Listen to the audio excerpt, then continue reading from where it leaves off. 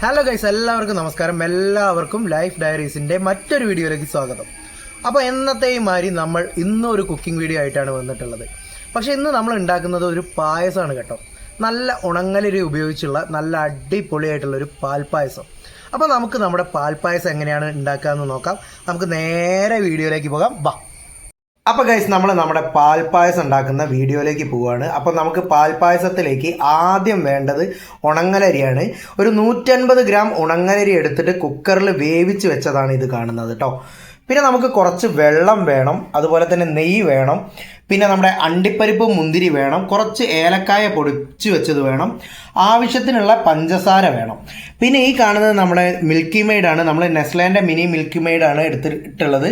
അപ്പോൾ അത് വേണം. പിന്നെ നമുക്ക് വേണ്ടത് പാലാണ്. 1 ലിറ്റർ പാലാണ് എടുത്തിട്ടുള്ളത് കേട്ടോ.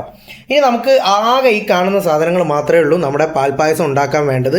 നമുക്ക് സദ്യയുടെ കൂടി അല്ലാത്തപ്പോൾ ഒക്കെ വീട്ടിൽ എളുപ്പം ഉണ്ടാക്കാൻ പറ്റുന്ന ഒരു പാൽപ്പായസമാണ്. വളരെ കുറഞ്ഞ സാധനങ്ങൾ മാത്രം മതി ഇത് ഉണ്ടാക്കാൻ. നമ്മൾ നേരെ പാൽപ്പായസം ഉണ്ടാക്കുന്ന വീഡിയോയിലേക്ക് പോവുകയാണേ. അപ്പോൾ ഗൈസ്, നമ്മൾ പാല് തിളപ്പിക്കാൻ വേണ്ടി അടുപ്പത്തേക്ക് വെച്ചിട്ടുണ്ട്. അപ്പോൾ നമുക്ക് ആദ്യം വേണ്ടത് നമ്മുടെ ഈ പാലൊന്ന് തിളച്ച് വരികയാണ്. പാല് തിളച്ച് വന്നതിന് ശേഷമാണ് നമ്മുടെ ബാക്കി പരിപാടികളൊക്കെ ചെയ്യാനുള്ളത്. നമ്മൾ ഇടയ്ക്കൊന്ന് പാലൊന്ന് ഇളക്കി കൊടുക്കണം, അടി പിടിക്കാതിരിക്കാൻ വേണ്ടി. അപ്പം പാല് തിളച്ച് വരട്ടെ ആദ്യം, അതിനുശേഷം നമുക്ക് അടുത്ത പരിപാടിയിലേക്ക് പോവാം. അപ്പോൾ ഈ പാല് തിളയ്ക്കുന്ന സമയം കൊണ്ട് ഒരു ചെറിയ കാര്യം സൂചിപ്പിക്കട്ടെ. നമ്മുടെ വീഡിയോ ആദ്യമായിട്ടാണ് നിങ്ങൾ ചാനൽ കാണുന്നതെങ്കിൽ ചാനൽ സബ്സ്ക്രൈബ് ചെയ്യണം. അങ്ങനെയാണെങ്കിൽ മാത്രമേ ഞങ്ങളെ മുന്നോട്ടുള്ള വീഡിയോസ് നിങ്ങൾക്ക് നോട്ടിഫിക്കേഷനായിട്ട് കിട്ടുകയുള്ളൂ. അതുപോലെ തന്നെ വീഡിയോ ഇഷ്ടപ്പെട്ടാൽ ലൈക്ക് ചെയ്യാനും അതുപോലെ തന്നെ നിങ്ങളുടെ അഭിപ്രായങ്ങളൊക്കെ കമൻറ്റിലൂടെ രേഖപ്പെടുത്താനും ആരും മറക്കരുത്. ഏതായാലും നമുക്ക് പാല് തിളയ്ക്കുന്നവരെ വെയിറ്റ് ചെയ്യാം. അപ്പോൾ ഗൈസ്, നമ്മുടെ പാല് ഇതാ അത്യാവശ്യം നല്ല രീതിയിൽ തിളച്ചിട്ടുണ്ട്.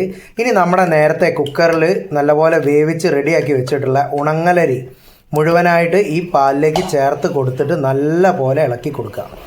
ഇനി ഈ പാലുമായിട്ട് ഉണങ്ങലരി ഒന്ന് കിടന്ന് ഒന്ന് വെന്ത് സെറ്റാവണം. സെറ്റായതിന് ശേഷം നമുക്ക് ബാക്കി സാധനങ്ങളൊക്കെ ചേർക്കേണ്ടതുണ്ട്.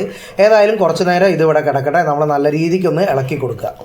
ഗൈസ്, നമ്മുടെ ഉണങ്ങലരി പാലിലേക്ക് ചേർത്ത ശേഷം നമ്മൾ നല്ല രീതിയിൽ ഇളക്കി കൊടുക്കണം. ഇനി ഇതൊന്ന് പാലിൽ കിടന്ന് കുറുകി വരണം, അതുവരെ നമ്മൾ വെയിറ്റ് ചെയ്യാം. ഏതാണ്ട് ഇതാ നമ്മുടെ പാലും അതുപോലെ തന്നെ നമ്മുടെ ഉണങ്ങലരിയും കൂടി കിടന്ന് അത്യാവശ്യം കുറുകി വരുന്നുണ്ട്. ഇനി നമ്മൾ ഇതിലേക്ക് നല്ല പോലെ ആവശ്യത്തിനുള്ള പഞ്ചസാര ചേർത്ത് കൊടുക്കുക. നമ്മൾ ആവശ്യത്തിനുള്ള പഞ്ചസാര ചേർത്തതിന് ശേഷം വീണ്ടും നല്ലപോലെ ഇളക്കുക. ഇനി വീണ്ടും ഇത് ഒന്ന് ഇവിടെ കിടന്ന് സെറ്റാവണം. നമ്മുടെ പഞ്ചസാരയും പാലും ഉണങ്ങലരിയും കൂടി ഒന്ന് സെറ്റായി വരണം.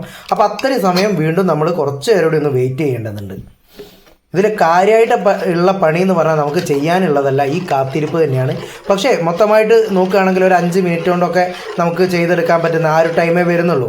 നമ്മൾ വീഡിയോ എടുക്കുമ്പം ആ രീതിയിലാണല്ലോ. നമ്മുടെ പാലും അതുപോലെ തന്നെ ഉണങ്ങലരിയും പഞ്ചസാരയും ഒക്കെ നല്ല സെറ്റായി അത്യാവശ്യം കുറുകി വന്നിട്ടുണ്ട്.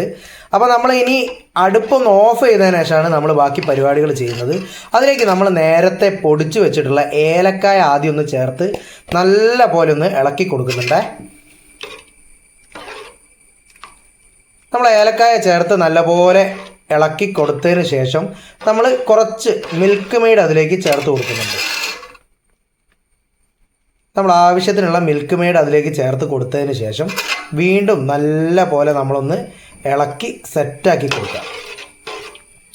ഇപ്പം നമ്മുടെ പായസം ഏകദേശം റെഡി ആയിട്ടുണ്ട്. പക്ഷേ ഇനി നമുക്ക് വറവിടേണ്ട പരിപാടി ഉണ്ട്.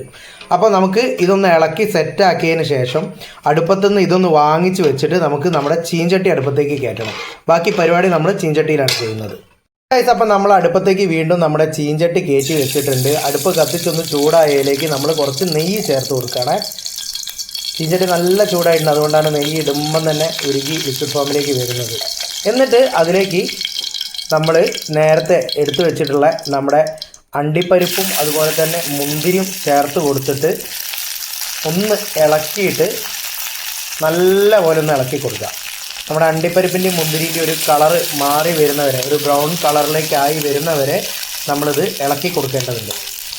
വളരെ പെട്ടെന്ന് തന്നെ ആവും കേട്ടോ, അധികം സമയമൊന്നും വേണ്ട. ചെറുതായിട്ട് ഒരു 10-30 സെക്കൻഡ് മാത്രം ആവശ്യമുള്ളൂ നമുക്കിതൊന്നായി വരാൻ വേണ്ടി. ഇതിപ്പോൾ നോക്കിയാൽ അറിയാം, മുന്തിരി ഏകദേശം ആയി വന്നിട്ടുണ്ട്.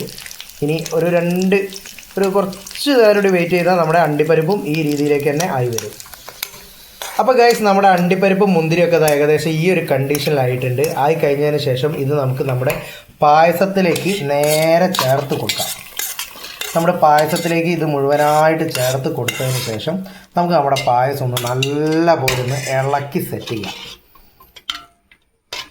നല്ല പോലെ ഇളക്കിയതിന് ശേഷം നമുക്കിത് കുറച്ച് നേരം ഇതേപോലെ തന്നെ വെച്ചാൽ ഇത് വീണ്ടും ഒന്നുകൂടെ നല്ല പോലെ കുറുകി നല്ല അടിപൊളി സെറ്റായിട്ട് വരും. നമ്മുടെ വീട്ടിലൊക്കെ ഗസ്റ്റുകൾ വരുന്ന സമയത്തോ അല്ലെ ഭക്ഷണത്തിന് ശേഷം ഒരു മധുരമായിട്ടോ അല്ലെങ്കിൽ എന്തെങ്കിലും ഫെസ്റ്റിവലിനോ ഒക്കെ എളുപ്പത്തിൽ തന്നെ ഉണ്ടാക്കാൻ പറ്റുന്ന നല്ല അടിപൊളി പായസമാണ്. എല്ലാവരും വീട്ടിലൊന്ന് ട്രൈ ചെയ്ത് നോക്കിയിട്ട് അഭിപ്രായമൊക്കെ ഒന്ന് പറയണേ. മറ്റൊരു വീഡിയോ ആയിട്ട് നമുക്ക് വളരെ പെട്ടെന്ന് തന്നെ കാണാം.